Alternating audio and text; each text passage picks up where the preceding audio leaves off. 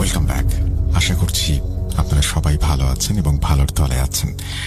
আমি জানি যে আপনারা অনেকেই আমাদের ঘটনাগুলো শোনেন। আপনাদের কাছে অনুরোধ, যারা শুনছেন তারা অবশ্যই সাবস্ক্রাইব করে ফেলবেন, কারণ আমরা প্রতি সপ্তাহেই কিছু না কিছু নিয়ে আসি আপনাদের সামনে। যদি আপনারা সাবস্ক্রাইব করেন তাহলে সব সময়ই আপনারা জেনে যাবেন যে আজকে আপনাদের জন্য কোন বিশেষ আয়োজন নিয়ে হাজির হয়েছি আমরা।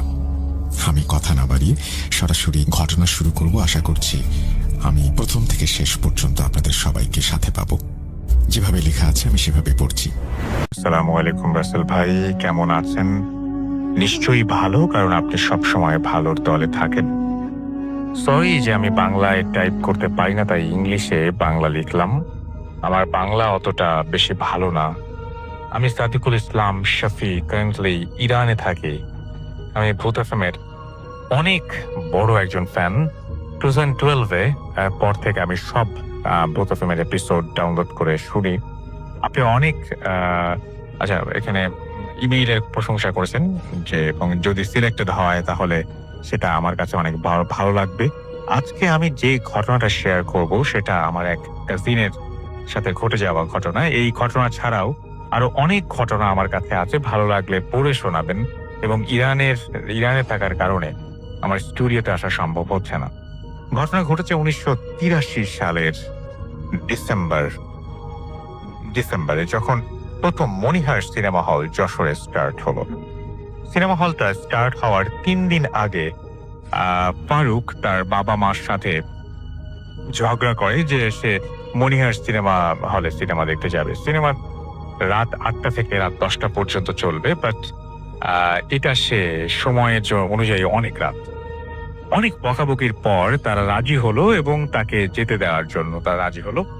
এবং 3 দিন পর যখন সিনেমা দেখার টাইম আসলো, তখন সে একটু দেরি করে বাসা থেকে বের হয়েছিল এবং ভুলে তার টর্চ লাইটটা তাড়াহুড়ায় বাসায় ফেলে গিয়েছিল। সিনেমা দেখা শেষ করতে করতে রাত 10:30 বেজে গেল।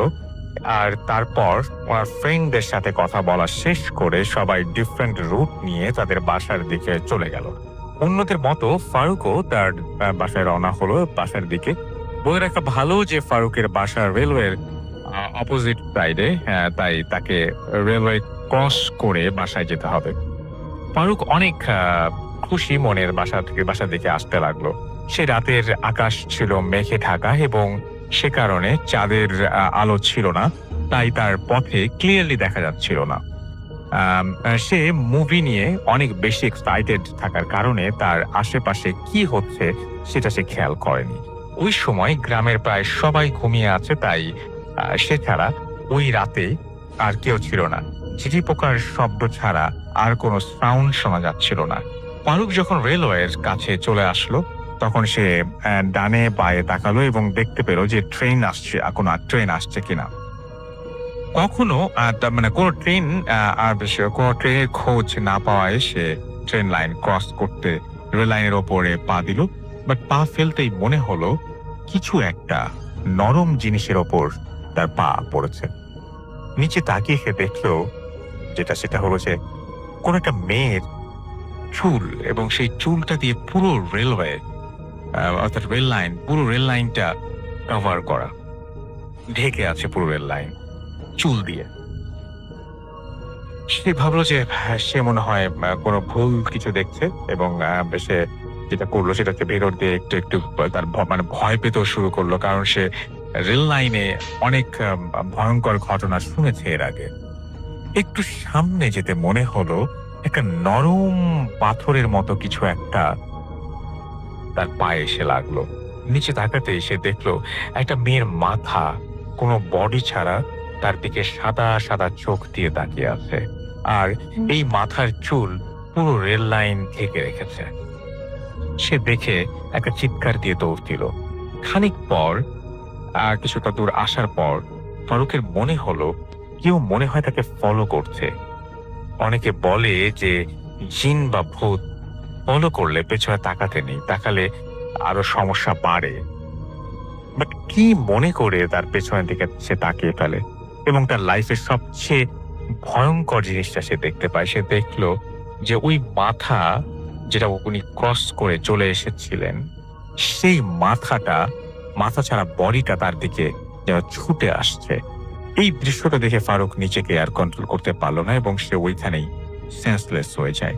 জেগে ওঠার পর উনি দেখতে পেলেন যে ওনাকে ঘিরে অনেক মানুষ দাঁড়িয়ে আছে এবং সে সবাইকে বলল যে সে ঠিক আছে এবং এরপর সে তাড়াতাড়ি বাড়ি ফিরে আসলো। সবাই অনেক টেনশনে ছিল এবং সারা রাত ফারুক কোথায় ছিল সে বলল যে আমার আসার সময় পাথরের সাথে ধাক্কা লেগে আমি পড়ে গিয়েছিলাম এবং তারপর সেন্সলেস হয়ে যায়। পরে ফারুক জানতে পারলো যে রাতে রেল লাইনে কেউ একজন সুইসাইড করার অ্যাটেম্প নিয়েছিল এবং সে ছবিটা দেখতে পেল যে সেই মেয়েটি যে তাকে ফলো করছিল ওই বডিটা মানে ঠিক ওই বডিটা একটা কাগজ পাওয়া যায় এবং সেটাতে লেখা ছিল যে আমার বাবা মা আমার উপরে অনেক অত্যাচার করে এই জীবনে মানে তারপরে সেই যা থাকে আর কি এরকম টাইপের একটা ভয়ঙ্কর একটা নোট লেখা ছিল সেখানে। এবং ভয়ঙ্কর বিষয় হলো যে বডিটা যেখানে পাওয়া গেছে সেটা রেল লাইন থেকে 1/4 কিলোমিটার দূরে। কেউ জানে না যে বডিটা এত দূর কিভাবে আসলো, বাট ফারুক জানে যে ওই রাতে কি হয়েছিল। ফারুক যখন ওই মাথার ওপর পাড়া দিয়েছিল ঠিক সেই সময় তার স্যান্ডেলের নিচে চুল জড়িয়ে গিয়েছিল এবং দৌড় দেওয়ার পরে ওই মাথাটা তাকে মাথাটার সাথে কিছু চুল ছিঁড়ে যাওয়ার পরে স্যান্ডেলে মানে লেগে থাকে সেটা। এবং এরপর অনেক দিন ধরে ফারুক ওই মেয়েটার গলা কাটা লাশ নিয়ে বাজে স্বপ্ন দেখতো এবং ঘুম থেকে জেগে উঠতো এবং 2-3 সেকেন্ডের জন্য মেয়েটাকে তার বাসার ভেতরে দেখতে পেত এবং তারপর ভ্যানিশ হয়ে যেত। এরকম সে রেগুলার দেখতো। এরকম প্রায় 1 বছর ধরে চলে। তারপর হুজুর দেখালে হুজুর তাকে একটা তাবিজ দেন এবং সেই চুলটা তার স্যান্ডেল থেকে নিয়ে ভালো মতো ধুয়ে মেয়েটার কবরে দিয়ে আসেন। তারপর থেকে আর ফারুকের তেমন কোনো সমস্যা হয়নি। বাট তার অন্য একটা ফ্রেন্ড যে ওই রাতে তার সাথে সিনেমা দেখতে গিয়েছিল তার কিছু সমস্যা দেখা দিয়েছিল। সেই ঘটনা না হয় আরো একদিন বলা যাবে। ভালো থাকবেন, আল্লাহ হাফেজ, এই বলে তিনি শেষ করেছেন।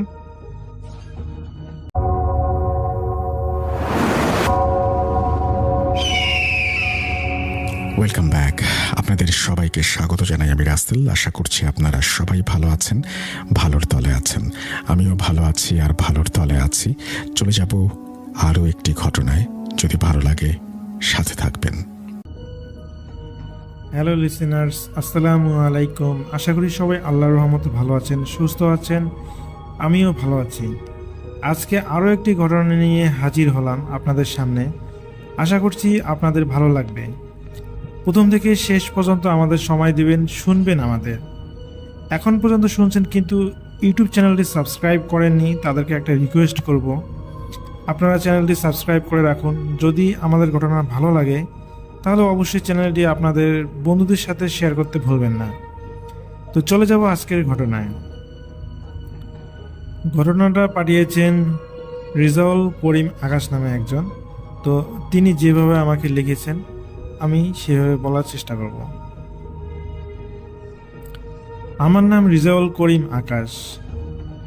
এই ঘটনা আমি আমার দাদার কাছ থেকে শুনেছি। বলা হয় ঘটনাটি 1980 থেকে 1990 সালের দিকে।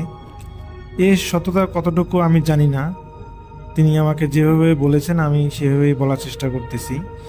আর এই ঘটনার থেকে একটা শিক্ষা পাওয়া যায়, সেটা হলো সমাজের সমালোচনা, অপমান আর অবহেলা একজন মানুষকে কতটা ভয়ঙ্কর পথে ঠেলে দিতে পারে তা বলা প্রায় অসম্ভব।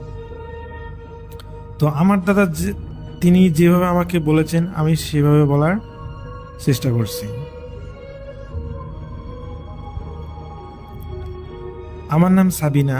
জামালপুরের একটা ছোট্ট গ্রামে আমার বাড়ি। ছোট্ট থেকেই আমি এখানে থেকেছি।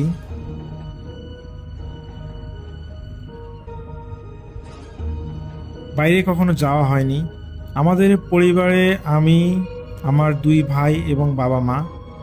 আমার গায়ের রং চাপা ছিল বলে ছোটবেলা থেকেই পাড়ার চাচি খালা নানার কথা বলতো, তোর বিয়ে হবে না, কোনো ছেলে তোকে পছন্দ করবে না, ইত্যাদি কথাবার্তা।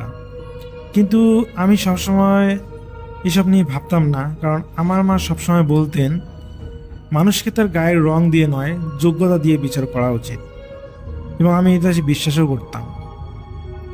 আমার বয়স যখন 16-17 বছর, তখন একের পর এক আমার বিয়ে ভেঙে যেতে লাগলো। একসময় বুঝলাম মেয়েদের ক্ষেত্রে গায়ের রঙেই যেন সব কিছু। এতে আমার আত্মবিশ্বাস ভেঙে গেল। আমি নিজেকে ঘৃণা করতে শুরু করলাম।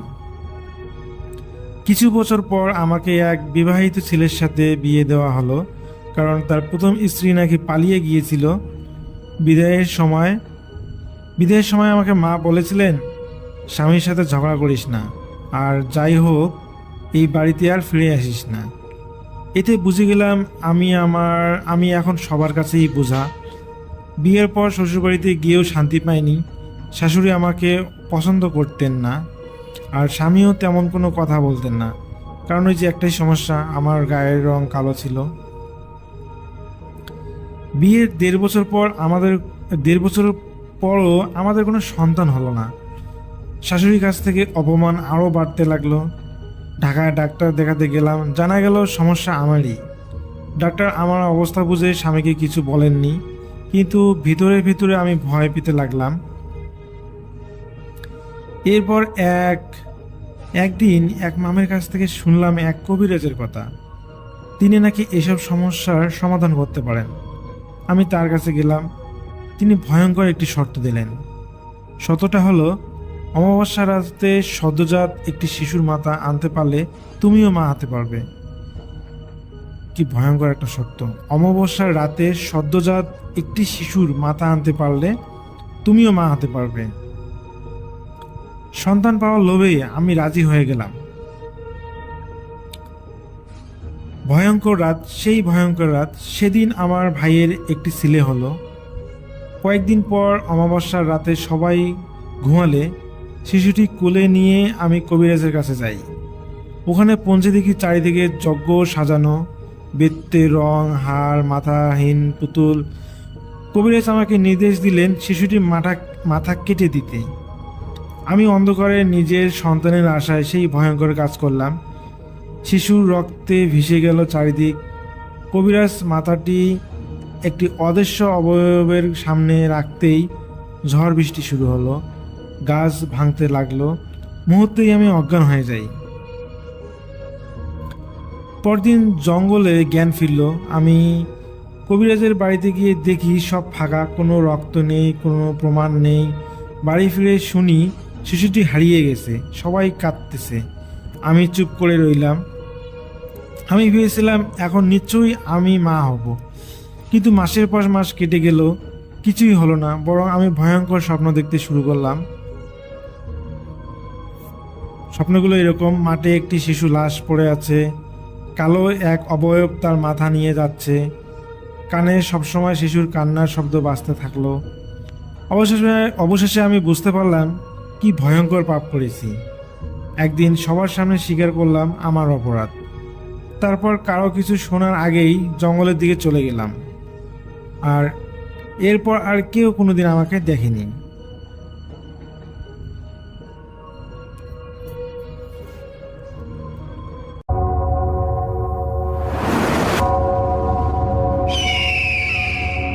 Welcome back. আপনাদের সবাইকে স্বাগত জানাই আমি রাসেল। আশা করছি আপনারা সবাই ভালো আছেন, ভালোর তলে আছেন। আমিও ভালো আছি আর ভালোর তলে আছি। চলে যাব আরও একটি ঘটনায়। যদি ভালো লাগে সাথে থাকবেন। যেভাবে লিখেছেন সেভাবে পড়ছি। আমি রকিবুল হাসান। আমি লাইফে যেহেতু আমার লাইফ যেহেতু এরকম ঘটনা আগে ঘটেনি, আমি একে প্যারানরমাল বলবো কিনা জানি না, বাট ঘটনার শুরু গত অক্টোবরে।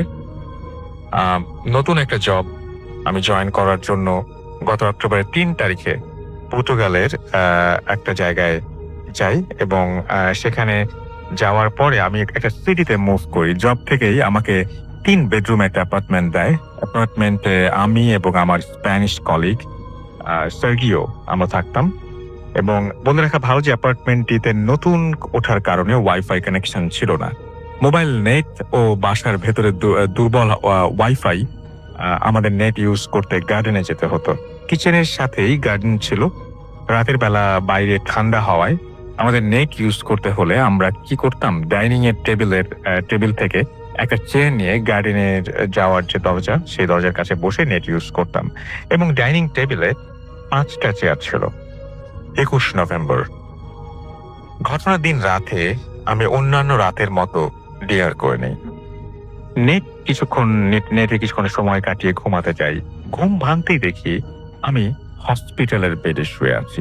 মাথায় প্রচন্ড ব্যথা। আমার পাশে সার্গিও এবং আমার ম্যানেজার ব্রুনো দাঁড়িয়ে আছে। জানতে পারলাম যে রাতে স্মোকিং করতে গিয়ে সার্গিও উঠে দেখে যে কিচেনে আমি অজ্ঞান হয়ে পড়ে আছি, এবং আমার ম্যানেজারকে কল করে, এবং ব্রুনো এসে ওরা দুজন ট্রাই করে আমার জ্ঞান ফিরাতে না পেরে ইমার্জেন্সিতে কল দেন এবং অ্যাম্বুলেন্স নিয়ে আসে, এবং ডাক্তার আমাকে জিজ্ঞেস করেন আমি কোনো ড্রাগ নিয়েছি কিনা। আমি বলি যে নো, আমি স্মোক পর্যন্ত করি না। এটা বলার পরে যেটা হয় সেটা হচ্ছে কিচেনের ডাইনিং টেবিলের 5টা চেয়ারের মাঝে 2টো চেয়ার আমি প্রতিদিন সকালে ব্রেকফাস্ট করতে গিয়ে দেখতাম যে বের করা আছে, অথবা গার্ডেনে যাওয়ার দরজার কাছে আছে। আমি ভাবতাম যে কেউ হয়তো আমার রুমমেট কেউ হয়তো মেবি তারা ইউজ করেছে, আমার যারা বাসায় থাকে তাদের কেউ হয়তো ইউজ করেছে। 25 নভেম্বর ফ্রাইডে, ওই দিন সার্গিও কোনো একটা কাজে লিসবন গিয়েছিল, এবং ওই দিন আমি পুরো বাসা ক্লিন করি। পরের দিন সকালে আমি কিচেনে গিয়ে আস্তে উঠি, দেখি ডাইনিং টেবিলের 2টো চেয়ার ঠিক গার্ডেনে যাওয়ার দরজার কাছে কি যেন সরিয়ে রেখেছে। আমি সত্যি খুব ভয় পেয়ে যাই, এবং আমার বন্ধু তো গত রাতে বাসায় ছিল না, তাহলে চেয়ারগুলো সরালো কে? ওই দিন আমি জবে ম্যানেজারকে সবকিছু খুলে বলি, এবং উনি বলেন যে নতুন একটা বাসা ম্যানেজ করে দিবেন, এবং 1 ডিসেম্বর আমি 2 বেডরুমের একটা অ্যাপার্টমেন্টে মুভ করি। 27 ফেব্রুয়ারি রাতে একটু তাড়াতাড়ি ঘুমোতে যাই, বৃষ্টি হচ্ছিল বলে। মোবাইলের শব্দে নিজে আবিষ্কার করি সকালবেলা কিচেনে পড়ে আছি, ঠোঁট থেতলে রক্ত মেঝেতে পড়ে আছে। আমি কিচেনে কখন কিভাবে আসলাম কিছুই মনে করতে পারছি না। আমার মোবাইল ফোন বেজে ওঠায় দেখলাম যে জব থেকে বেশ কয়েকবার কল করেছে। আমি বললাম যে I am feeling sick and I will not come today. শরীর প্রচন্ড ব্যথার কারণে আমি গিয়ে শুয়ে পড়লাম, এবং প্রায় সন্ধ্যায় ঘুম থেকে উঠে যা দেখলাম সেটা দেখার জন্য আমি আমার নিজের চোখ বিশ্বাস করতে চাচ্ছিল না। দেখলাম যে ডাইনিং টেবিলের 2টো চেয়ার আমার বেডরুমে ঠিক আমার বেডের পাশে এনে রেখে দিয়েছে কেউ। আমি জানি না আমার সাথে এগুলো কি হচ্ছে। আমি পর্তুগাল সেন্ট্রাল মসজিদের ইমাম সাহেবের সাথে দেখা করতে যাচ্ছি, এই বিষয়ে পরামর্শ চাইতে। আমার জন্য দোয়া করবেন। এই যে আমি এই ঘটনাটা পড়লাম তার একটা উদ্দেশ্য আছে। আমাদের ভিডিও ফুর্তিতে একটা ঝামেলা ছিল, সেটা হচ্ছে আমাদের একটা স্টুডিও থেকে আরেকটা স্টুডিও, আমরা হয়তো আগে ঘটনা শেয়ার করেছি, দেখা যায়। তো আমরা ভূতাসম যে স্টুডিওতে এখন বসে করছি, এই স্টুডিওতে আমরা ভূতাসম শুরু করি। মাঝখানে আপনারা জানেন যে একবার ঝামেলা হয়েছিল, এবং তারপরে আমাদের কিছু ঝামেলার জন্য টেকনিক্যাল কিছু প্রবলেম হয়েছিল, এবং সেই প্রবলেমের কারণে এই স্টুডিওটাই বন্ধ হয়ে যায়। তারপরে আমরা অন্য একটা স্টুডিওতে শিফট করি। এখন সেই স্টুডিওর হাইকেন অবস্থা না, এখন সেই স্টুডিওতে আমরা শিফট করে আবার এখানে চলে আসছি। বাট ওই স্টুডিওটা তখন ওই স্টুডিওতে তখন হচ্ছে আরেকটা সেকেন্ড স্টুডিও ছিল। তো ওই স্টুডিওতে আমরা মাঝে মাঝে দেখতো, আমাদের এখান থেকে এই স্টুডিওতে যারা কাজ করতেন, এই স্টুডিও থেকে ওই স্টুডিও দেখতেন যে চেয়ারটা একা একা দুলছে। কোনো আর্জে ভেতরে নেই, কেউই নেই, বাট চেয়ারটা দুলছে। দেখে মনে হতো যে কেউ একজন হয়তো ওই চেয়ারে বসে আছেন এবং শো করছেন, এবং চেয়ারটা একা একা দুলছে, যেটা কোনোভাবেই সম্ভব না, বাট এইটা ঘটতো। ঠিক একইভাবে উনি বলছেন যে 2টো চেয়ার তার কাছে চলে আসতো। এই 2টো চেয়ারে কারা বসেন? এই 2টো চেয়ারে কেউ কি বসেন এসে নাকি অবজার্ভ করার জন্য, নাকি এই 2টো চেয়ার তিনিই টেনে নিয়ে আসেন, কি জানে। বাট কিছু একটা ঝামেলা আমি এই সমস্যাটা যেহেতু এখানে দেখতে পেয়েছিলাম, সুতরাং আমার কাছে মনে হচ্ছিল যে এই সমস্যাটাও কাছাকাছি কোনো সমস্যা হতে পারে।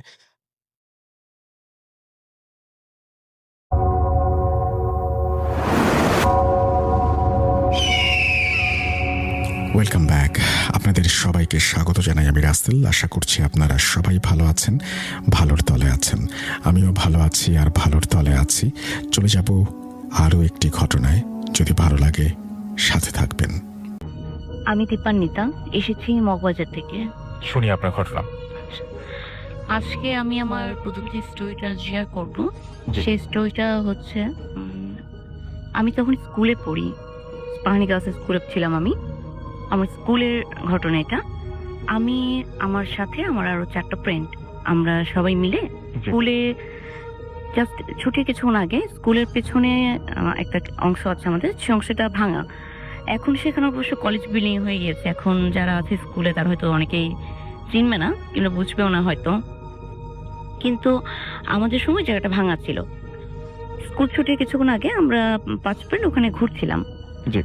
তো ঘোরার সময় হঠাৎ আমার সামনে জাস্ট আমার গা ঘেঁষে সামনে জাস্ট একটা করমচা একটা ফল, জি। সেটা আমার গা ঘেঁষে নিচে পড়লো। তো হঠাৎ ওটা আমি দেখি, প্রথম দেখার পর আমি জাস্ট তুলে নিলাম হাতে খাবার জন্য। তারপর আমার এক বান্ধবী আমার হাত থেকে ওটা নিয়ে গেল, নিয়ে গিয়ে ও নিজে খেয়ে ফেলেছে। তো আমি মন খারাপ করলাম যে ও খেয়ে ফেললো, আমি খেতে পারলাম না। তো আমার সাথে একটা বান্ধবী, ওর নাম ছিল তৃষ্ণা, জি। ও মজা করে বলছে আমাকে যে আমি তুলার আসি, আমি যেটা বলি সেটাই হয়, তুই আরো খোঁজ, অবশ্যই পাবি। দেন এমনি জাস্ট হাঁটছি।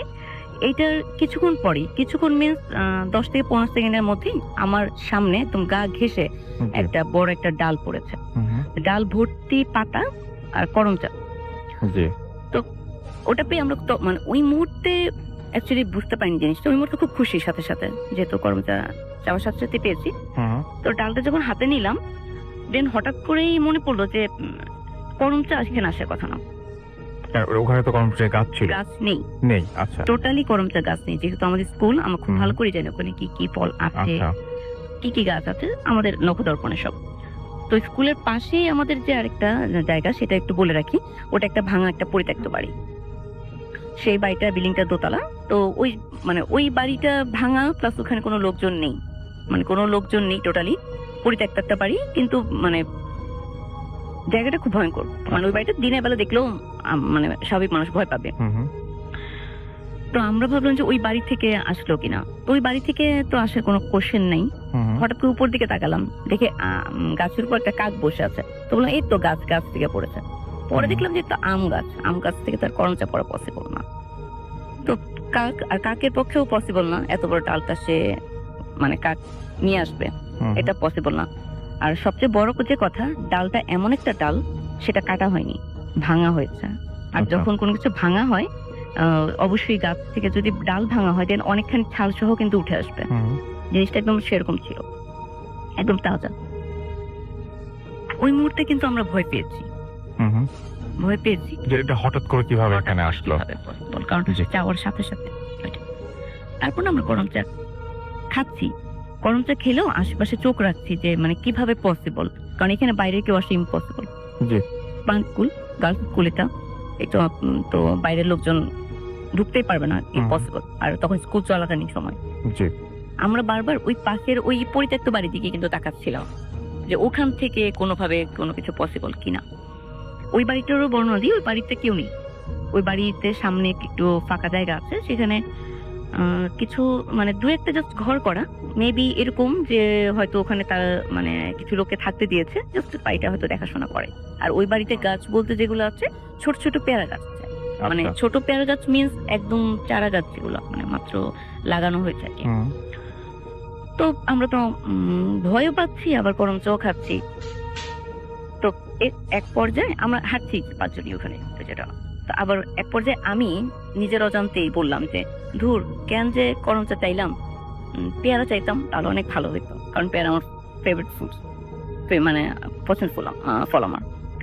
তো হঠাৎ জাস্ট এটা বলেছি, এটা বলার পরে দেন এটারও সেম 20 থেকে 30 সেকেন্ডের মধ্যেই আমার পিঠের মধ্যে কিছু একটা কেউ ছুঁড়ে মেরেছে জোরে। আমি ভাবলাম যে আমার বান্ধবীর সাথে হয়তো আমার পিঠের মধ্যে কেউ মেরেছে। তো আমি উফ করে উঠার সাথে সাথে এর আগে আমার ফ্রেন্ডটা চিৎকার করেছে, এই পেয়ারা পেয়ারা পেয়ারা। নিচে দেখি 4-5টা পেয়ারা। যখন পেয়ারাটা দেখেছি তখন ভয় পেয়েছি সত্যি।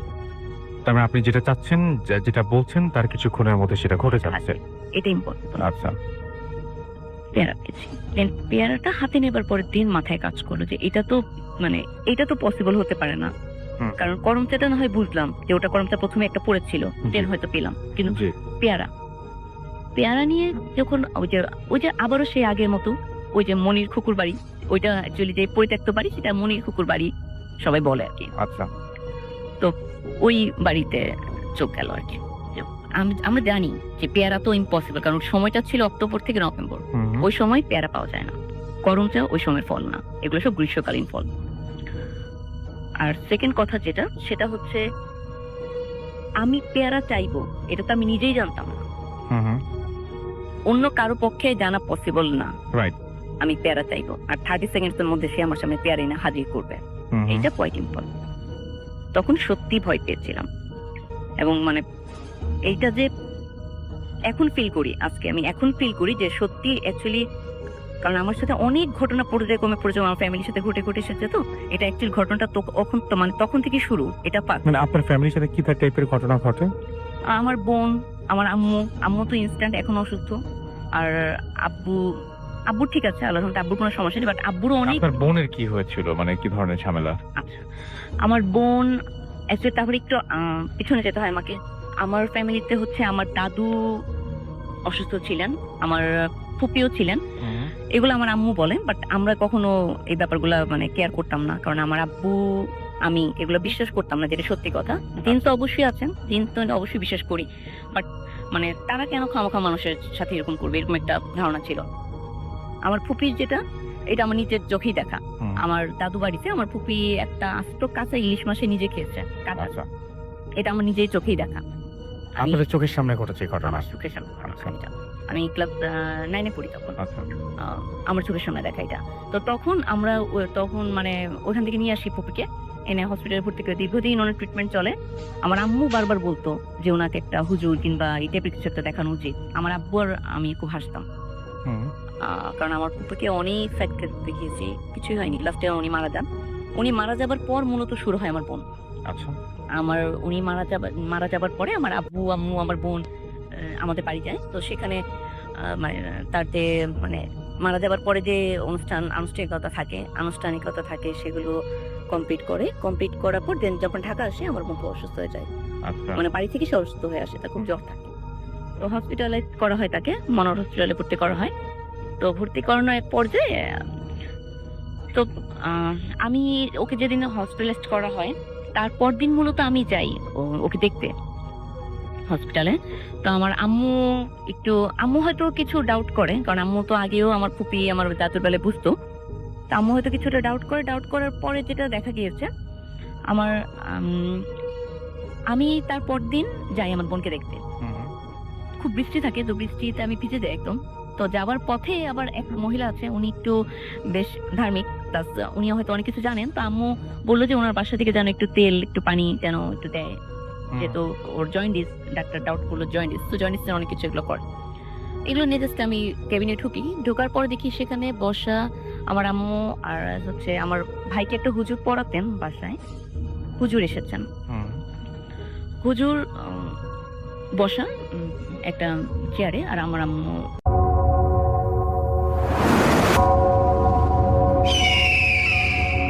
Welcome back.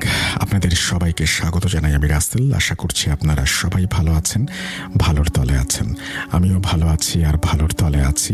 চলে যাব আরও একটি ঘটনায়, যদি ভালো লাগে সাথে থাকবেন। ঘটনাটা এখন পড়বো, সেই ঘটনাটা একটু ডিফারেন্ট, এবং সেটি হচ্ছে লিখেছেন আমাদেরকে একজন খুলনা থেকে, যে তার নাম তাহা। দয়া করে আমার গল্পটা ভালো লাগলে পড়ে শোনাবেন, কিন্তু আচ্ছা নামটা গোপন রাখবেন, আপনি পরে লিখেছেন না, তা আগে লিখতে হয়। যাই হোক, আমি ভালো করে গুছিয়ে না বলতে পারলেও যতটা সম্ভব বলার চেষ্টা করছি। বিগত 3 বছর হলো আমার নিকিদের বাড়িতে আমরা উঠেছি। আমাদের বাড়ি আইন শৃঙ্খলা বাহিনীর এলাকায়, সুতরাং অনেক মানে ভালো কড়া গার্ড থাকে এলাকায়। যদিও বাবা আইন শৃঙ্খলা বাহিনীর কিছুই না, এখানে ভালো জমি ছিল, তাও অল্প দামে এই বাসায় আসা। বাবা কিছুদিন হলো বদলি হয়ে খুলনার বাইরে, আর ভাই খুলনার বাইরে এক বিশ্ববিদ্যালয়ে পড়াশোনা করেন। আমি আর মা পুরো বাড়িতে একা থাকি। বাড়িটা 2 তলা, নিচতলায় 3টা ফ্যামিলি থাকে। ভাইয়া আমার কিছু অভ্যাস আছে, তার মধ্যে একটা হচ্ছে রাত জাগা এবং রাত জেগে পড়া। আমি প্রায় রাত 3টা থেকে 3:30 পর্যন্ত পড়তাম। বলে রাখা ভালো, আমার বাবা অনেক শৌখিন, তিনি প্রচুর গাছ লাগান, তাই আমাদের ছাদে অনেক গাছ। প্রথম দিকে আমি যখন রাত জেগে পড়তাম তখন মনে হতো ছাদে কেউ টব ধরে হেঁচিয়ে হেঁচিয়ে টানছে। শব্দটা খুব আজব লাগতো, ঘরর ঘরর ঘরর এরকম ধরনের শব্দ হতো। আজব ব্যাপার হলো যে টবটা টানছে সে প্রত্যেকবারই একই বেগে টানছে এবং নির্দিষ্ট জায়গা পর্যন্ত যেয়ে আবার ফিরে আসছে। অর্থাৎ শব্দের ভলিউম কোন রকম আপ ডাউন হচ্ছে না, আবার গতিপথ পরিবর্তন হচ্ছে না। এমনটা যদি আমি প্রতিদিনই শুনতাম, আমার এসব তেমন ভয় লাগতো না। প্রথম দিকে গা ছমছম করলেও পরে ব্যাপারটা বিরক্ত লাগতো, আর এখন অভ্যাস হয়ে গেছে। আমার বাবা মা কখনো একটু শুনতে পেত, কখনো শুনতে পেত না। আমি একবার মাকে শুনিয়েছিলাম, মা বলল, তুই সম্ভবত ইদানিং বেশি রাত জাগছিস, তাই এমন হচ্ছে। বুঝতে পারলাম শুধু শুধু নিজেকে পাগল প্রমাণ করার কোনো মানে হয় না। কিন্তু ভেবে দেখুন তো, আমি ক্লাস 4 থেকে রাত জাগি, তাহলে এত বছর পর এসে কেন হ্যালুসিনেশন হবে? তাই এটা নিয়ে আমি মাথা ঘামাবো না বলে ঠিক করলাম। তারপরেও আমার ভাই অনেক অলস এবং আমার ভাই অনেক অলস এবং ভাবতাম যে ও বোধহয় এই সমস্ত শব্দ টের পায় না। আসলে ও শুনতে পেত। একবার আমার ফুপি আর আমার ফুফাতো বোন আমরিন খুলনায় আসলো। আমার ফুপি আমার রুমে, আমি আর আমার আমরিন গেস্ট রুমে ছিলাম। রীতিমতো এই শব্দ পেতাম, আর আমরিন ভয় পাবে ভেবে আমি এটা ওকে বলিনি। আর ও ভেবেছিল আমি ওকে ভয় দেব, তাই ও আমাকে বলতো না যে ও শব্দটা শুনতে পায়। একদিন কি মনে করে ও আর চাপিয়ে রাখতে পারলো না, আমাকে সাহস করে বলে দিল। তখন আমিও ওকে বললাম। পরের দিন ঠিক করলাম ফুপিকে বলবো, যে দেখি ফুপি খুবই টেনশনে আছে। জিজ্ঞেস করলাম, কি হয়েছে ফুপি? কিছু না, তোমরা আজ আমার সাথে ঘুমাবে? কেন ফুপি, কি হয়েছে? ফুপি রেগে বলল, আমি কাল চলে যাব, জায়গাটা আমার ভালো লাগছে না, আর তোমার বাবাকে বলবা বাসাটা পাল্টাতে। আমি বুঝে গেলাম কি হয়েছে। তখন আমরাও বললাম সবটা। পরে রাতে খেতে বসে বাবা আর মাকে ফুপি বলল চুপি চুপি যে বাবা আকাশ থেকে পড়ার মতো, বাবা তো আকাশ থেকে পড়ার মতো করে বললো যে নীরা, তুই তো বাচ্চাদের মতো কথা বলছিস। মা রেগে গিয়ে বলল, আজ রাতে শব্দ হলে আমাকে ডেকো। যথারীতি রাতে শব্দটা শুরু হলো এবং আমরিন জোরে ডেকে উঠলো, চলো মামিকে ডাকি। আর সাথে সাথে শব্দটা বন্ধ হয়ে গেল। এবং এই 3 বছর ধরে এই প্রথমবার শব্দ বন্ধ হয়ে গেল। আমি দৌড়ে ভাইকে ডাকলাম। আমার ভাই আমার দিকে তাকিয়ে বলল, আমার তাকিয়ে দেখি যে ভাইয়ের মুখে একটা অবাক ভাব। ভাই বলল যে ওর বাথরুমে কে জানি সিগারেট খাচ্ছে। ও বলে ছাদের শব্দও সে পাচ্ছিল। আমি ঢোকার আগ পর্যন্ত নাকি পাচ্ছিল, আমি ঢোকার পরপরই অফ। আর ওর বাথরুম থেকে বিরক্তিকর সিগারেটের গন্ধ আসছে। আমার ভাই সিগারেট খায় না, ওর শ্বাসকষ্ট। তাহলে বাথরুমে কে? আমি বাথরুম খুলে কাউকে পাইনি, এবং কিন্তু গন্ধটা মনে হলো যে এই মাত্র কেবলই কেউ একজন খেয়েছে। আমি হিসাব মিলাতে পারলাম না। আজ পর্যন্ত এমন কোনো রাত ছিল না যে শব্দ হয়নি, কিন্তু আজ কেন হলো? এর আগে তো মাকে দেখেছি, তখন তো বন্ধ হয়নি। সেদিন কেন হলো? আরো একটা সমস্যা আমি লক্ষ্য করেছি, সেটা হচ্ছে আমি ছাদে গেলে ঘরে আসার পর আমার মেজাজ খুব খারাপ হয়ে যায়। জানি না কেন হয়, অন্য কার হয়, সে নাকি আমারই কেবল হয় সেটা আমি জানি না, বাট ছাদে গেলে এই প্রবলেমটা হয়। এরপর ভাই আর বাবা খুলনার বাইরে চলে যায়, আমার মা বাড়িতে একা থাকি। আজও শব্দ হয়, কিন্তু আমি একাই পাই। আমাকে কেউ বিশ্বাস করে না, বলে এটা নাকি হ্যালুসিনেশন। আসলে আল্লাহই ভালো জানেন সেটা কি, কেনই বা এমন হয়। কিন্তু ভাই নাই, তবুও সিগারেটের গন্ধ পাই এখনো বাথরুম থেকে। এটা কেন, এটাও বুঝতে পারি না।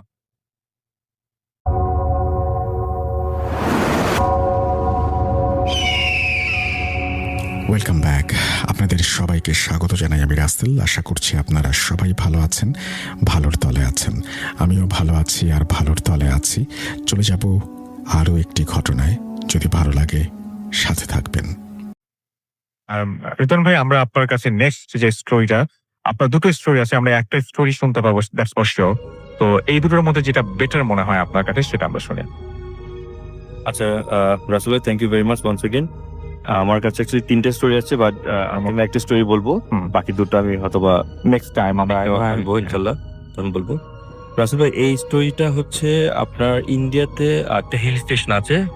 আমরা এটাকে আমরা নাম জানি আমরা গোদাই কানাল। আচ্ছা। ওখানে একটা বোর্ডিং স্কুল আছে। তো জি, খুব নাম করা। এই স্কুলটা আপনার অনেক অনেক পুরনো স্কুল, রাইট।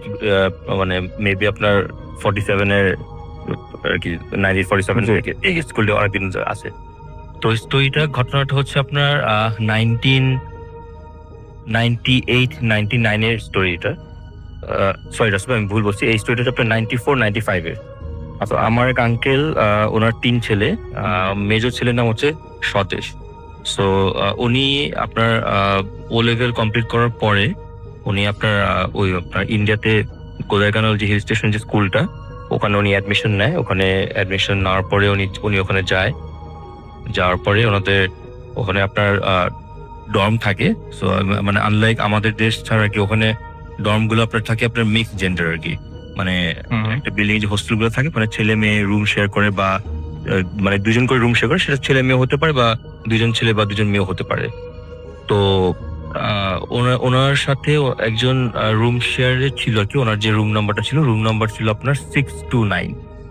তো রুম নাম্বার 629-এ ওনার ইয়েটা যখন পরে স্লটটা, উনি যখন রুমে এসে দেখে যে ওখানে অলরেডি ওনার থেকে আপনার 1-1.5 বছর সিনিয়র অলরেডি একজন ইয়ে আছে আর কি, একজন কি বলবো এটাকে, ফিমেল স্টুডেন্ট অলরেডি ওখানে আছেন আর কি। আচ্ছা। সো উনি ওখানে ইন্ট্রোডিউস হওয়ার পরে উনি ওখানে হোস্টেল থাকা শুরু করে। ওনার ক্লাস শুরু হয়। তো 94-এর ডিসেম্বরে যখন ওনাদের মানে মিড টার্ম এক্সাম যখন শেষ হয়, তখন ওনাদের স্কুলটা 1 মাসের জন্য বন্ধ থাকবে আর কি। সো বন্ধ থাকার পরে তো উনি তখন অলরেডি ইন্ডিয়া থেকে তখন উনি ওনার বাবা মা থাকতো বাংলাদেশে, ওখানে আসে। আচ্ছা। ঘুরতে এসে উনি আবার যখন ব্যাক করে উনি ওনার রুমমেট সাথে আবার দেখা হয়। তো উনি তখন জিজ্ঞেস করলো যে আপনার ছুটিটা কেমন গেল। তো ওনার রুমমেট বললো যে আমি তো আসলে ছুটিতে যাই নাই, আমি আমার কিছু প্রবলেম ছিল, সমস্যা ছিল, আমি এখানেই ছিলাম। তো উনি প্রথমে একটু অবাক হলো, যে কারণ রাসেল ভাই, উনি যদিও ওনারা এক রুমে শেয়ার করতো, বাট ওনাদের ক্লাস এবং ওনাদের সেকশন ওয়াজ মানে টোটালি ছিল, আলাদা ছিল আর কি, ডিফারেন্ট ছিল। সো উনি শুনে একটু অবাক হওয়ার পরে যাই হোক, উনি তো খুব একটা ওরকম ইম্পর্টেন্স দেননি, যে হয়তো উনি গাইনে মেবি পার্ট টাইম জব করতো বা কিছু একটা এরকম। তো উনি তখন আবার এটাও ভাবলো যে মানে কলেজে তো পার্ট টাইম জবের কোনো অপশনও নাই। রাইট। তো উনি একদিন ওনাদের অ্যাসেম্বলিতে এরকম আপনার ওনাদের যে এটাকে কি বলে, আপনার ডিন বলে মনে হয়, যে আপনার যে কলেজে যে থাকে আর কি। তো ডিনের একদিন একটা স্পিচ হয়। তো স্পিচের মধ্যে তখন আপনার বলতে থাকে যে তোমরা নেক্সট টাইম যখন তোমাদের যখন সামার ভ্যাকেশন আসবে, তোমরা মেক শিওর তোমাদের রুমের লাইট, তারপর রুমের মানে বাথরুমের কল টল যা আছে, ইলেকট্রিক্যাল অ্যাপ্লায়েন্সেস যা আছে, এগুলো সব তোমরা অফ করে যাবে। আচ্ছা। বা প্লাগ গুলো ডিসকানেক্ট করে যাবে।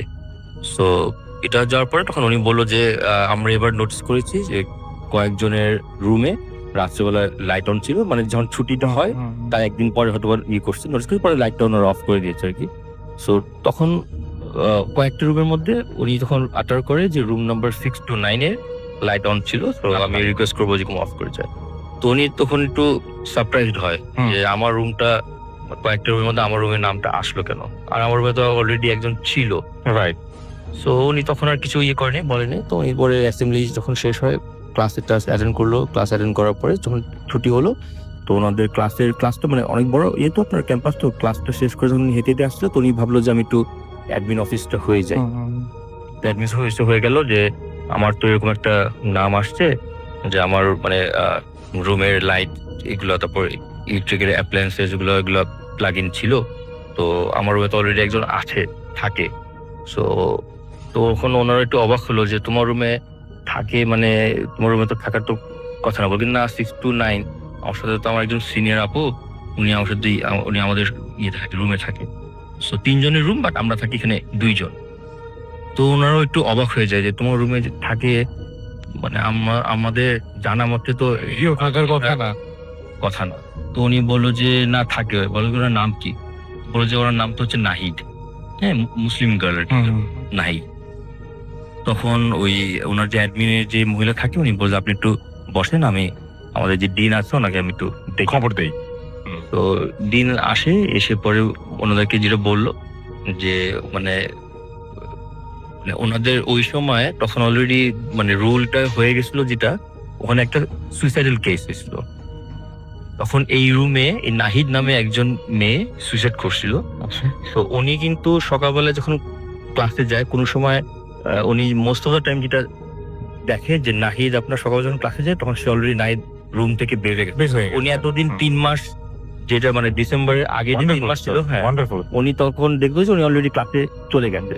ক্লাস শেষ করে উনি খেলাধুলা লাইব্রেরি টাইব্রেরি করে যখন সন্ধ্যার সময় আসতো তখন দেখতো যে নাহিদ আপা রুমে বলতে। সো উনি তখন খেয়াল করলো যে আমি তো ওনাকে কোনো সময় দিনের বেলায় করি নাই, দেখি নাই রুমে, সবসময় দেখেছি সন্ধ্যার পরে, সন্ধ্যা থেকে রাত পর্যন্ত। আবার সকালবেলা দেখলাম যে উনি ওনার মতন ওনার ছিল, ক্লাস শিডিউল অনুযায়ী উনি ক্লাসে যেত। তখন বললো যে না, নাহিদ নামে এখানে কেউ নাই তোমার রুমে, মানে একা, এবং ইনফ্যাক্ট সবগুলো রুমে একজন করে থাকে এখন। স্পেশালি যে মানে ওই ইনসিডেন্টের পর যে মানে বছর 3-4 আগে নাহিদ নামে ওখানে একজন ছিল, সে সুইসাইড করে আর কি। সো এটা আসলে মানে মানে মানে যে আমাদেরকে স্টোরি বলছে সে আমার খুবই মানে ক্লোজ, আমাদের মানে ওনার বাবা, আমার বাবা, আমরা একই মানে ওনারা একই জায়গায় করে থাকি, জব করেছে, ফ্যামিলি ফ্রেন্ড আমাদের খুব close। তো উনি ওইটার পর উনি আর ওখানে আর মানে কন্টিনিউ করাটা ওনার জন্য খুব ডিফিকাল্ট ছিল। So he came back to Dhaka, তারপর অন্য একটা বোর্ডিং স্কুলে পরে উনি অ্যাডমিশন নেয় আর কি। ওয়ান্ডারফুল। আমার মনে হয় যে এটা হচ্ছে আজকে রাতের এখন পর্যন্ত বেস্ট স্টোরি এখন পর্যন্ত। থ্যাংক ইউ ভেরি মাচ রিজন ভাই আমাদের সঙ্গে থাকার জন্য। Thank you. আমরা যদি টাইম পাই তাহলে আমরা আপনার কাছে আবার ফিরে আসবো।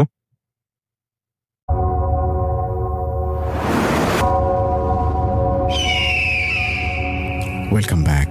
আপনাদের সবাইকে স্বাগত জানাই আমি রাসেল। আশা করছি আপনারা সবাই ভালো আছেন, ভালোর তলে আছেন। আমিও ভালো আছি আর ভালোর তলে আছি। চলে যাব আরও একটি ঘটনায়, যদি ভালো লাগে সাথে থাকবেন। থ্যাংক ইউ রাসেল ভাই। আমি উত্তরাতে থাকি 96 থেকে। সো 96 থেকে আমি অনেকগুলো প্রায় আপনার একটা পার্টিকুলার একটা স্পট আছে যেটা আপনার বিমানের হেড অফিস যে ইয়েটা গিয়ে লোকেশনটা, ওখান থেকে ওটার রাস্তার ডান দিকে আপনার সিভিল এভিয়েশনের একটা গ্রেভিয়ার্ড আছে। সো আমরা এই মেইন রোডের উপর আমি বেশ কয়েকটা ইনসিডেন্ট করেছি, শুনেছি।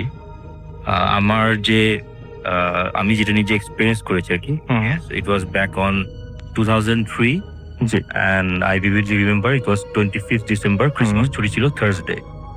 সো ওখান থেকে আমি আমার এক আঙ্কেলের বাসা থেকে রাত্রে প্রায় 1:30-1:45 দিকে ড্রাইভ করে আমার দিকে আসছিলাম, বাসায় ব্যাক করছিলাম। তো আমার পাশে আমার বাবা ছিল, পিছনের সিটে আমার মা ছিল আর কি। সো ওখানে আমি যদি দেখি I was driving at a speed of 120 kilometre. তখন রাত্রে 1:30 বাজে, 3 দিনের ছুটি, রাস্তা একদম খালি। আর তখন আপনি হয়তো বা তখন মানে কিছু আপনার খেয়াল থাকবে 2003-4 এর দিকে আপনার উইন্টারে কিন্তু খুব ভালো শীত ছিল আর কি। মানে দেয়ার ওয়াজ টাইম যেখানে 2 সপ্তাহ আমরা সূর্যের আলোয় করি, মানে entire day was such. So রাত্রেবেলা আমরা যখন ব্যাক করছিলাম তখন আমি দেখলাম যে আমি যখন আপনার যেটা এখন আপনার ঢাকা রিজেন্সি হোটেল, তখন তো হোটেলটা ছিল না, খিলক্ষেত বলে জায়গাটা, ওটা যখন ক্রস করে আমি যখন আই ওয়াজ ড্রাইভিং টুয়ার্ডস বিমানের যে অফিসটা বলাকার যে, সো ওখানে দেখলাম যে রাস্তায় এক প্যাচে শাড়ি পরা একজন খুব বয়স্ক একজন মহিলা, সে আপনার স্টিক ধরে রাস্তাটা ক্রস করতে। আমি ওনার ফেস দেখি নাই, বাট আমি মানে ক্লিয়ারলি ওই মহিলাটাকে দেখলাম সে রাস্তা ক্রস করতেছে।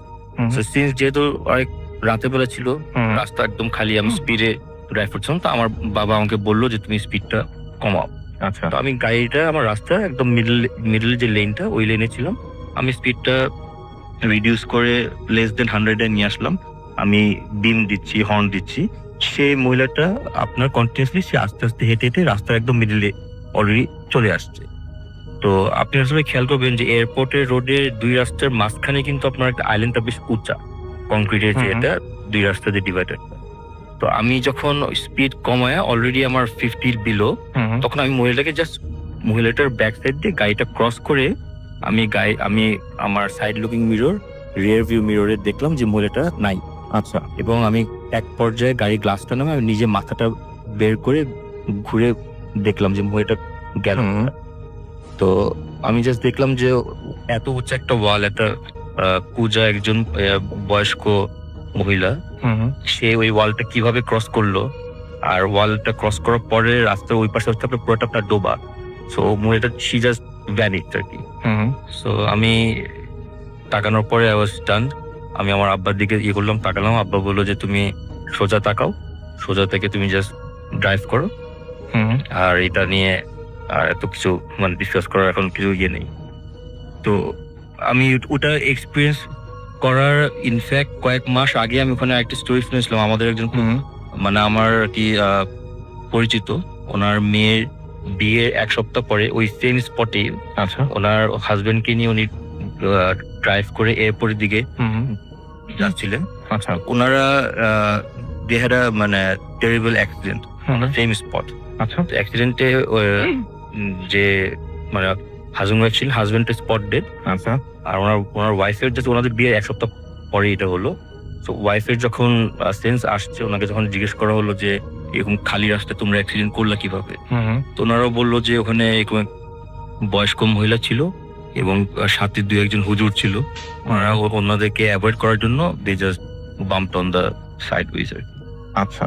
সো এটা আমার মানে নিজের একটা ইয়ে ছিল, এক্সপিরিয়েন্স ছিল, যেটা আমি মানে এখনো আমার মাঝে মাঝে চিন্তা করলে আমার গুজ বাম্প হয়। এবং আপনি নিজের চোখে দেখেছেন? নিজে চলে দেখেছি আমি এবং আমার ফাদার। দুজন মিলে একই জিনিস কি দেখেছেন না আলাদা জিনিস দেখেছেন? দুজনে একই জিনিস দেখেছেন এবং আপনার তো ভুল হওয়ার কথা না। No, because I was driving, I was on my full conscious. সেটাই। এবং তারপরেও যিনি মানে আপনার বাবার কথা বলছেন, আঙ্কেল তো ড্রাইভও করছিলেন না, শুধু পাশে বসেছিলেন উনি তো। হ্যাঁ, তো উনি তো এবং দুজনের জিনিস একই, মানে দুজনে একই, আমরা দুজনে একই জিনিস দেখেছেন।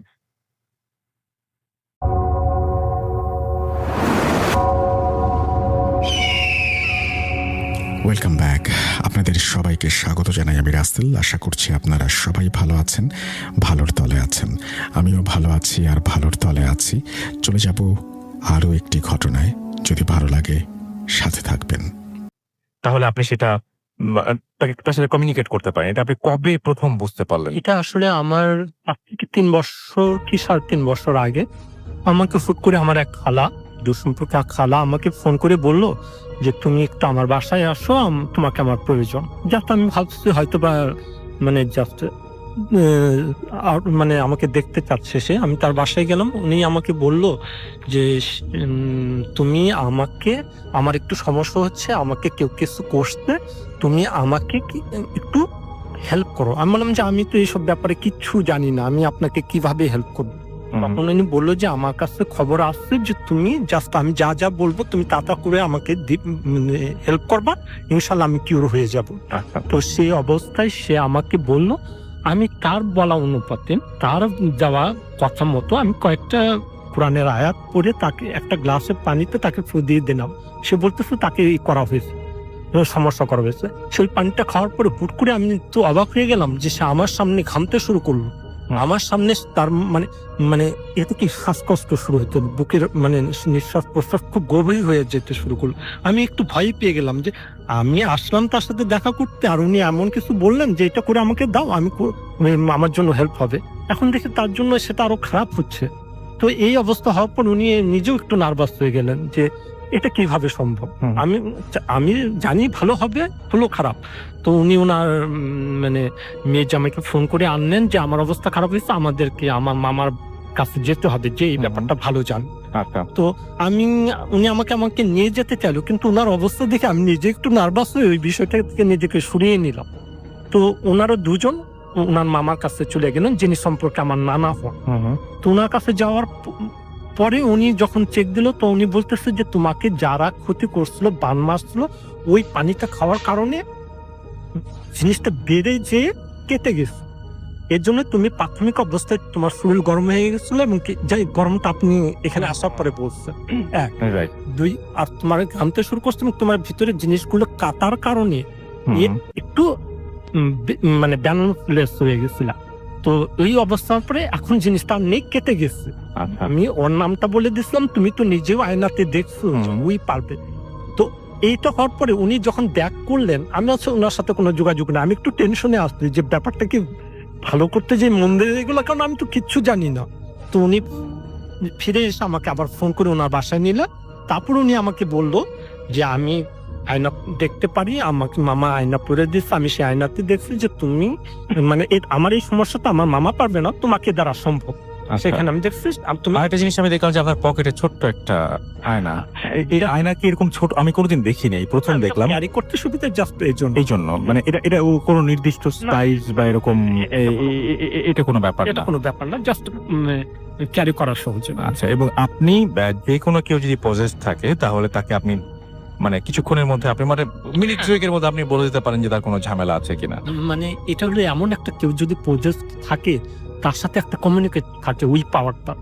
তো ওই ক্ষেত্রে কোরআনের আয়াতের বিশেষ বিশেষ আয়াত ওই ব্যক্তির উপর প্রয়োগ করা হলে ওই ব্যক্তি উপর যে পাওয়ার মানে করতেছে, কমিউনিকেট করতে চাচ্ছে, তার উপর একটা প্রভাব পড়ে, সে আর নিজেকে আচ্ছা। ধরে রাখতে পারে না, তাকে আসতেই হবে। আচ্ছা, আপনি তো একটা খুব সাধারণ মানুষ ছিলেন, একেবারে সাধারণ মানুষ ছিলেন, এখনো আমি এখনো খুব সাধারণ মানুষ। মানে আপনার হঠাৎ করে এই জায়গায় আসতে হলো কেন?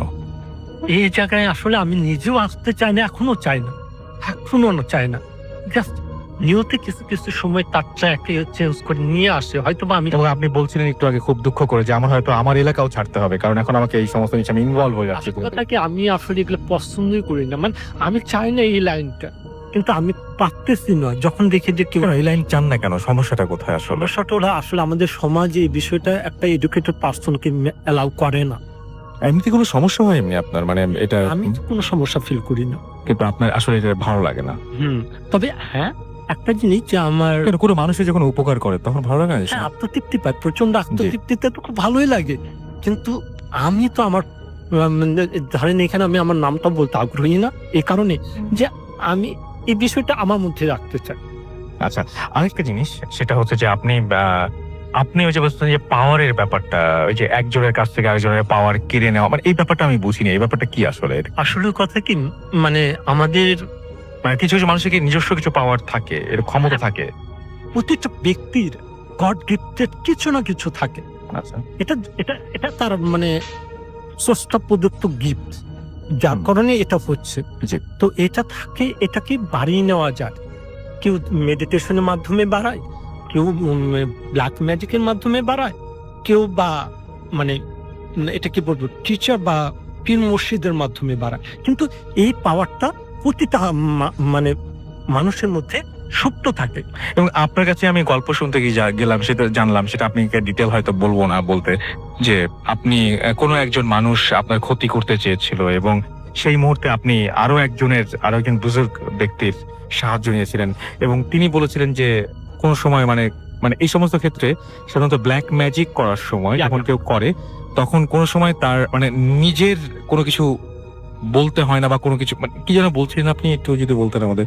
এই ব্যাপারটা হচ্ছে এরকম যে যদি কারো মানে পাওয়ার, মানে আমরা যারা সাধারণ, আমরা জানি না আমার মধ্যে কি আছে, তারা মানে যারা জানে না যে আমার ভিতর কি সুপ্ত আছে, প্রতিটা মানুষের মধ্যে কিছু সুপ্ত পাওয়ার থাকে। তো আমি জানতাম না যে আমার মধ্যে কিছু আছে। তো একটা পর্যায়ে আমাকে যে লোকটাকে জানালো যে আমার মানে যেভাবেই হোক সে জানলো যে আমার মধ্যে আছে, সে তার সাথে আমার একটা যোগাযোগ হলো। সেক্ষেত্রে সে আমাকে বললো যে আমার মধ্যে আছে। তো আমি ভাবলাম যে আমার মধ্যে যদি কিছুই থেকেই থাকে তো আমার তো সেটা আগ্রহ, কারণ এই ব্যাপারে যে কেউ একটা আগ্রহ জন্মায় যে আমার মধ্যে যদি কোনো পাওয়ার থাকে, কেন আমি সেটাকে জানবো না, আমি কেন সেটাকে চর্চা করব না বা অ্যাক্টিভ করব না। তো সেই হিসাবে সে বললো যে আপনার পাওয়ারটাকে আমি আপনাকে দেখিয়ে দিতে পারি বা আপনাকে বুঝিয়ে দিতে পারি, অনুভব করে দিতে পারি। তো আমি কিউরিওসিটিতে তার হেল্প চাইলাম যে ওকে করতে বেটার। কিন্তু একটা পর্যায়ে যে অবস্থায় আমাকে নিয়ে গেল, তখন আমার মধ্যে কিছু প্রশ্ন জাগলো যে এইভাবে তো না, সেটা তো আমার ওয়ে না বা আমার মানে আমার রিলিজিয়াস ওয়ে না, সো এতে আমি কমিউনিকেট করবো না। তখন আমি বিষয়টা বোঝার জন্য, আমার সন্দেহ হওয়ার কারোর জন্য আমি আমার একজন জানা বুজুর্গের কাছ থেকে গেলাম, ওনাকে বিষয়টা খুলে বললাম। উনি আমাকে একটা কথাই বললো যে প্রতিটা মানুষের মধ্যে থাকে, এখন এটা আল্লাহ কাউকে কি দিচ্ছে বা রাখছে সেটা আল্লাহ, তুমি এখন জানো না, হয়তো বা কাল জানবা, আজকে এতটুকু জানো, একটু বেশি জানতে পারো, কিন্তু তুমি যদি স্টেবল না থাকো তাহলে এইটুক জানাটাও তুমি ধরে রাখতে পারবা না। জি। So, তোমাকে যদি যে বলতেছে বাড়িয়ে দেবে, হ্যাঁ তার যদি ক্ষমতা থাকে সে দেখা, আমরাও দেখি আমরাও বুঝি সে কতটুক পারে এত। তারপরে তারপর সে আমাকে নিয়ে বেশ কয়েকবার মানে বসলো, আমাকে বেশ কিছু জিনিস সে অবাক করে বলল যা আমি শুধু জানি, আর কারো জানার কথা না। এগুলো বলে সে আমাকে খুব মানে হিপনোটাইজ করেছিল। যেমন সে শুধু আপনার মানে ডেইলি লাইফের মধ্যে ঢোকেনি, সে আপনি স্বপ্ন কি দেখেন সেটাও বলে দিয়েছিল ভাই। হ্যাঁ, বলে দিচ্ছে আমাকে। সে জিজ্ঞাসা করতেছে, শিবলি ভাই আপনি অমক কি নিয়ে, আমি নামটা এখানে কারণবশত বলতেছি, জি। একটা বিশেষ পার্সনকে নিয়ে, রিলিজিয়াস পার্সনকে নিয়ে আমাকে বলে যে আপনি অমককে নিয়ে আপনি একটা স্বপ্ন দেখছেন, আমাকে বলেন। তো আমি অবাক হয়ে মানে কিছুটা অ্যাস্ট্রোনিস্ট হয়ে তার কাছে অনেকটা সময় অপেক্ষা করার পরে নিজেকে স্বাভাবিক করার পরে তাকে আমি বলেছিলাম, হ্যাঁ স্বপ্নটা এমন ভাবে দেখেছি। তখন সেই স্বপ্নটা নিয়ে সে এমন সব অ্যানালাইসিস বা এমন সব চর্চা শুরু করলো, তখনই আমি বুঝে ফেললাম যে সে রাইট ওয়ে না, রং ওয়েতে ট্রাই করতেছে। কিন্তু রং ওয়ে আমাদের কারোর জন্য পজিটিভ হতে পারে না, রং ওয়ে সবসময় রং লাইনে। কখন সে হাল ছেড়ে দিল? সে হাল ছেড়ে দিল বলতে ভুল হলো, সে হাল ছেড়ে দিতে বাধ্য হলো। হুম। কারণ সে বললো একদিন, একদম আমি বিষয়টাকে খুব শর্টকাট, যেহেতু আমি এখানে বিষয়টা বলতে চাচ্ছি না, সে তো যা না বললেই না। সে একদিন আমাকে বলল আজকে আমার সাধনার চরম পর্যায়ে চলে আসতে, হয়তো বা আমরা কাকে নিয়ে সাধনা, কি সাধনা, এটা শুধু এটা- বলবো না। হ্যাঁ হ্যাঁ হ্যাঁ, এটা আমি আমি বলে skip দেবো। করবো। আমি পুরো ঘটনাটা আচ্ছা, জানি, আপনাদেরকে বললাম এটাকে। হ্যাঁ জি পড়েন। তো আজকে আমার সাধনার মানে ওই হুম। ব্যক্তির সাধনার নামটাও আমি বলতেছি না, আমার সাধনা আজকে চূড়ান্ত দিন, আজকে রাত্রে আপনি কি স্বপ্ন দেখেন আমাকে বলবেন। তো এই অবস্থা হওয়ার পরে আমি ওই দিন রাত্রে খুব কিউরিয়াসিটি নিয়ে, সাধারণত আমি যেদিন কিউরিয়াসিটি নিয়ে সেদিন স্বপ্ন ভালো দেখি না, কারণ দেখতে চাইলে নর্মালি যা দেখি সেটা গড গিফটেড। তো ওই দিন খুব কিউরিয়াসিটি নিয়ে যে আজকে তো স্বপ্ন দেখবো, হয়তো বা সেই দেখানোর একটা ওয়েন তৈরি করবে। তো স্বপ্ন রাত্রে শুনলাম, রাত্রে স্বপ্নে দেখলাম, স্বপ্নটা কি বলবো? হ্যাঁ বলেন, আপনি যেভাবে বলা যায় হ্যাঁ। যতটুকু বলা যায় হ্যাঁ, বলেন। জি। আমি স্বপ্নে দেখলাম যে যে ব্যক্তিটা আমাকে নিয়ে মানে সাধন করতেছে, সে একটা মানে বড় বাসের ড্রাইভিং স্ট্যান্ড ধরে বসে আছে। আচ্ছা। তার পিছনে দুইটা মেয়ে, এবং তিনটা ছেলে, তারা মানে মেয়েগুলো গান গাচ্ছে, গোল হয়ে বসে আসছে। আর একটা একটা একটা একটা লোক মানে ঢোল বাজাচ্ছে, আর একজন বিন্দেরা বাজাচ্ছে, আর একটা কেউ যেন কোনো মিউজিক বাজাচ্ছে। তো এই সিচুয়েশনে আমি দেখতেছি যে আমি উপর থেকে, আকাশ থেকে নামতেছি ওই বাসের উপরে। যে বাসে যে সাধন করতেছে সে স্টিয়ারিং সিটে পিছনে 5 জন, 2 জন মহিলা 3 জন পুরুষ বসে আছে। তো আমি ছাদের উপরে আসার পরে ছাদটা যেন কেমন ঘোলা, মানে মেঘের মতো হয়ে গেল। আমি বাসের মাঝখানে ওই 5 জন ব্যক্তি যারা রাউন্ড করে বসে মানে অন্যান্য গান, মানে ধর্মীয় গানগুলো গাচ্ছে, তাদের মাঝখানে এসে আমি বসলাম। এই মুহূর্তে দেখি যে ওই ড্রাইভিং সিটে যে আছে সে আমার দিকে তাকিয়ে মিষ্টি একটা হাসি দিয়ে তাকাচ্ছে। ঠিক ওই সময় মনে হলো যে গাড়িটা একটা অ্যাক্সিডেন্ট করলো। অ্যাক্সিডেন্টটা এমন হলো যে আমার চোখের সামনে শুধুমাত্র 2টা মেয়ে বাদে আর আমি বাদে 3 জন পুরুষ, আর ওই ড্রাইভিং সিটে যে আছে সে সহ গাড়িটা দুমড়ে মুচড়ে একাকার হয়ে আমার চোখের সামনে আস্তে আস্তে দূরে সরে চাইতে লাগলো। আমি হুট করে হাতটা মানে তাদেরকে হেল্প করার জন্য, তো আমার খুব তাদেরকে হেল্প করার জন্য যখনই আমি তাদেরকে ধরতে যাব বা হেল্প করতে যাব, তখনই আমাকে কোনোভাবে না করা হলো যে না, তাদের পাপের সাথে এটাই। এই পর্যন্ত হয়ে আমি ঘুমটা ভেঙে গেল। ঘুমটা ভাঙার পরে আমি খুব অবাক হয়ে গেলাম, এটা কি দেখলাম? এটা তো নর্মাল একটা স্বপ্ন, এর সাথে তো বাস্তবতার কোনো মিল নেই। হতেই পারে কেউ গাড়ি চালাচ্ছে, ওইখানে কেউ করতেছে, আমি নামছে, এটা স্বাভাবিক। পরের দিন সকালবেলা আমি যখন ওই ব্যক্তির কাছে গেলাম, তখন আমি যাওয়ার পরে তাকে দেখে অবাক হয়ে গেলাম। তার চোখগুলো বড় বড় হয়ে গেছে, চোখগুলো রক্তিম আভা, একদম রক্তিম আভা। তার মধ্যে নার্ভাস, মানে একজন অ্যাবনর্মাল ব্যক্তির কাছাকাছি অবস্থা। সে আমাকে দিকে হাউমাউ করে কান্না শুরু করলো যে আমি পারলাম না। কেন ভাই, কি হয়েছে? বলে আপনি স্বপ্ন কি দেখছেন সেটা বলেন। আমি বললাম যে আমি যে স্বপ্নটা আপনাকে বললাম এই মাত্র রাসেল ভাই, আমি সেটাই তাকে বললাম। তখন বললো যে ভাই আমি সাধনার চূড়ান্ত মুহূর্তে আইসে কন্ট্রোল হারিয়ে ফেলছি। এটা হওয়ার কথা ছিল না, এখানে তৃতীয় কোনো শক্তি আপনাকে সেভ করছে। আমি তখন কথাটা খুব ক্লিয়ারলি মানে খুব স্ট্রংলি তাকে বললাম, সেভ করা মানে তার মানে কি আপনি আমার ক্ষতি করতে চাচ্ছেন না? তখন সে বলতেছে না, মানে ওইটা আমি না, ওইভাবে একটু নিজেকে সামাল দিয়ে একটু নিজের ট্র্যাকে চলে এসে বললো যে না শিবলি ভাই ওই না ওইটা না, তো আপনার যেটা হয়েছে যে ওটাও হওয়ার কারণে আমি আমার পাওয়ারটাকে হারিয়ে ফেলছি। আর আমার সাথে যে 3 জন লোক ছিল তারা অসুস্থ, এখন তারা বিছনায় আছে। আমি শুধু আপনার সাথে দেখা হবে বলে আজকে দোকানে আসছি এই অবস্থায়। তো এই অবস্থা হওয়ার পর তার সাথে কথা বলেছে, যেহেতু পারলো না তো সে আমাকে সরি বললো, ভাই আমি পারলাম না। তখন বললো ওকে, আপনি আপনার জায়গায় থাকেন, আমি আমার জায়গায় থাকি, আপনার এখানে স্টপ, এরপরে এই বিষয় নেওয়া হবে না। তার কিছুদিন পরে সে আমাকে ফোন করে বলতেছে, শিবলি ভাইয়া আমাদের যেখানে শুরু হয়েছে আমরা কি আবার শুরু করতে পারি না? এই কথা বলার পর আমি একটা কথা বলছিলাম যে না ভাইয়া যা গেছে গেছে। ঠিক ওই সময়ে আমার কানে কেউ বলতেছে না, ও যদি এটা শুরু করে ওর ক্ষতি হবে, ও তো পাওয়ার হারাইছে, ওর ক্ষতি হবে, ওকে এখানে স্টপ দাও, আর ওর সাথে তুমি কথা বলবা না, যোগাযোগ করবা না, ও করতে পারবে, করলে ওর ক্ষতি হবে। যেহেতু হয়েছে আমি সাথে সাথে ফোন দিয়ে তাকে জানান, ওই কণ্ঠে আমাকে আরেকবার বললো যে ও অমুক জায়গায় অমুক কাজ করছে, অমুক জায়গায় অমুক কাজ করছে। এটা বলার সাথে সাথে আমি ফোন দিয়ে তাকে জানালাম, ভাই আপনি এই কাজটা অমুক জায়গায় করছেন, আর এরকম আপনার সাথে যোগাযোগ করতে আমাকে না করা হচ্ছে। তখন সে বলতেছে হ্যাঁ ভাই আমি করে আসলাম, সেটা এখন আর নাই।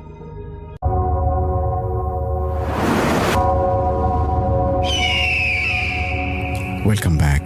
আপনাদের সবাইকে স্বাগত জানাই আমি রাসেল। আশা করছি আপনারা সবাই ভালো আছেন, ভালোর তলে আছেন। আমিও ভালো আছি আর ভালোর তলে আছি। চলে যাব আরও একটি ঘটনায়, যদি ভালো লাগে সাথে থাকবেন। আসসালামু আলাইকুম, পুনরায় আবার বলছি। আমি একটা ঘটনা বলবো, খুব জনপ্রিয় টাঙ্গাইল শহরের মধ্যে। হয়তো বা টাঙ্গাইলে যারা শুনছেন বা এই ঘটনার সাথে যারা কিছুটা হলেও রিলেটেড আছেন বা জানেন, তারা ঘটনাটা বলার সাথে সাথে ধরে ফেলবেন এটা কোথায় কখন কিভাবে হয়েছে।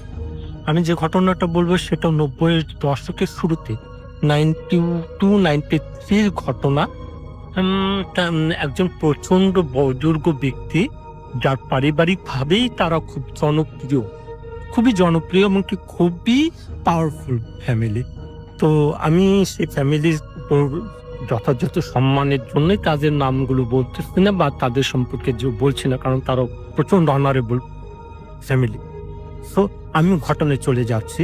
তো 90-এর দশকের শুরুর দিকে আমি যে বুজুর্গের কথা বলছি, ওনার কোনো রিলেটিভ বা কোনো ফ্রেন্ড ফাইন্যান্সিয়াল মানে একটা সমস্যায় পড়ে, এমনকি সেই ফ্রেন্ডের যার কাছে টাকা বা ফাইন্যান্স পেতেন তিনি টাকাগুলো নিয়ে একদম ভ্যানিশ হয়ে যান, জাস্ট কোনো রকম যোগাযোগ নেই। এক পর্যায়ে উনি ওনার ফ্রেন্ডকে, যিনি বুজুর্গ, ওনাকে খুব রিকোয়েস্ট করলেন, আমার টাকা প্রয়োজন নেই, আমার ওই লোক আছে না, মানে কোথায় আছে, কেমন আছে, আমার ওই লোকটাকে সাথে একটু যোগাযোগ বা কমিউনিকেট করা দরকার। তো এই পর্যায়ে যেহেতু উনি টাকার ব্যাপারে কোনো কথা বলেন নাই, জাস্ট লোকটাকে কমিউনিকেট করতে বলেছেন, তো ওই বুজুর্গ ব্যক্তি চিন্তা করলেন যে ওই লোকটার কোনো কমিউনিকেশন বা কোনো খবর পাওয়া যায় কিনা। এই অবস্থায় উনি ওই লোকের সাথে সংশ্লিষ্ট একটা জিনকে বোতলে বন্দি করে ফেললেন, একদম বন্দি যেটাকে বলে। এই অবস্থায় জিনের সাথে উনি কথোপকথনের এক পর্যায়ে ওই জিনকে বললেন যে মানে নিরুদ্দেশে আছে তাকে তুমি হাজির করে দিবা বা তার কোনো রেফারেন্স বা অ্যাড্রেস তুমি বলবা। তো ওই জিনটার একটা কথাই ছিল যে আমার পক্ষে এটা বলা সম্ভব না। কেন বলা সম্ভব না? কারণ আমি সাথে যুক্ত না, মানে এর সাথে আমার কোনো দায়বদ্ধতা নেই। তো এক পর্যায়ে বার্গেনিং, এক পর্যায়ে জিনটাকে প্রেশার দেওয়া হয়।